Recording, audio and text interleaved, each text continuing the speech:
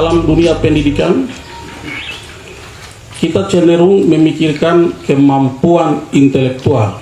Tapi ada dua kemampuan yang kita lupakan, emosional dan spiritual. Saya kasih contoh begini, rata-rata orang jadi pemimpin atau pengambil kebijakan mungkin karena dia pintar, punya otak, sehingga dia bisa berjuang supaya bisa menduduki jabatan tertentu. Kemudian kemampuan intelektualnya bagus, teruji, mampu. Tetapi kenapa dia bisa korupsi? Karena walaupun otaknya bagus, kemampuan emosional dan spiritualnya rusak. Jadi tidak ada keseimbangan antara kemampuan emosional, kemampuan spiritual, dan kemampuan intelektual.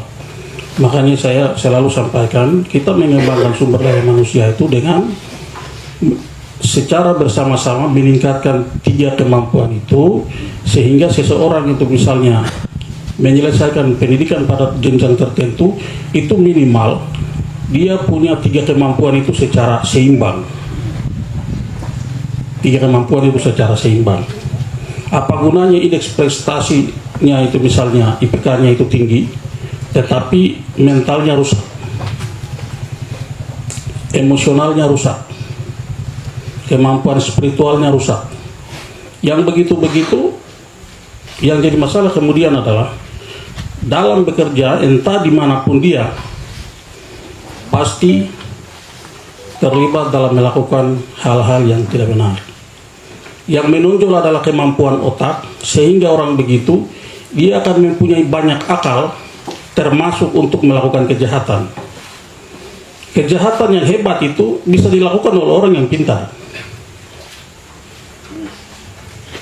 Orang yang bodoh itu tidak bisa bikin kejahatan hebat, karena kejahatan hebat itu harus terencana dengan baik. Karena semakin tinggi kemampuan intelektual seseorang, orang itu berpotensi untuk melakukan kejahatan yang lebih hebat atau yang lebih luar biasa, sesuai dengan tingkat kemampuan intelektualnya. Yang jadi masalah adalah dia tidak bisa membedakan ini kejahatan yang saya rencana ini baik atau buruk. Kenapa seperti itu? Karena kemampuan spiritual dan emosionalnya rusak atau tidak berkembang. Begitu juga sebaliknya, kita punya dua kemampuan ini mungkin baik, misalnya spiritualnya, imannya bagus, kemudian kemampuan emosionalnya, emosinya tidak bisa kendalikan, bisa sesuaikan dengan kondisi apapun.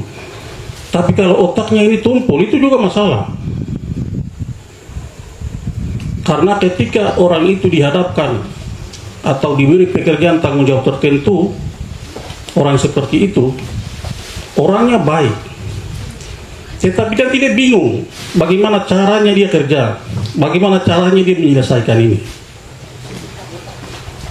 Nah, disitulah kadang-kadang tidak ada keseimbangan, sehingga sekalipun kemampuan intelektual kita itu tinggi, mau dari S1, S2, S3 sampai S berapa, tapi kalau kita tidak punya kemampuan lain yang seimbang atau setara dengan tingkat pendidikan kita, yang kemampuan kita diukur dari intelektual kita, maka nanti dalam hidupnya orang seperti itu belum tentu hidup baik. Makanya kalau lihat orang korupsi, ya, berita-berita tentang korupsi itu, yang korupsi itu pejabat-pejabat tinggi, kemudian berpendidikan tinggi, menduduki jabatan-jabatan yang tinggi, kemudian orang itu punya harta. Jadi pertanyaan adalah, kau sudah sekolah, mungkin, atau kau sudah pendeta, sudah ustaz, atau menduduki jabatan yang tinggi, tapi kenapa melakukan tindakan korupsi? Ya, itu yang selalu jadi masalah dalam dunia pendidikan kita. Karena itu perlu ada keseimbangan.